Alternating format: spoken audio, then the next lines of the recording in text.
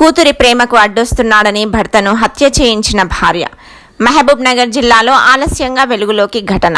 మేకల కాపరి హత్య కేసును ఛేదించిన పోలీసులు. వివరాల్లోకి వెళ్తే ఇన్స్టాగ్రామ్లో పరిచయమైన యువకుడితో కూతురు ఫోన్లో మాట్లాడుతుండడాన్ని తప్పుబట్టడంతో పాటు వారి పెళ్లికి నిరాకరించాడన్న కోపంతో భర్తను భార్య హత్య చేయించిన ఘటన మహబూబ్ నగర్ జిల్లాలో ఆలస్యంగా వెలుగులోకి వచ్చింది.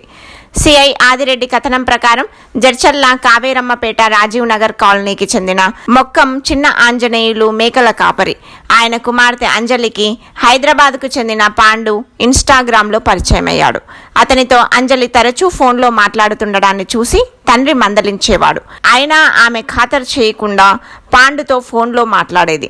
ఈ క్రమంలో ఓ రోజు కూతురుని తండ్రి తీవ్రంగా మందలించాడు. అడ్డుకోబోయిన భార్య భాగ్యలక్ష్మిని సైతం కొట్టాడు. ఆ తర్వాత కూతురి వద్ద తండ్రి చెడుగా ప్రవర్తించడంతో పాటు పాండుతో కూతురి పెళ్లికి నిరాకరించాడు. దీంతో భర్తను ఎలాగైనా అంతమొందించాలని భాగ్యలక్ష్మి పథకం రచించింది.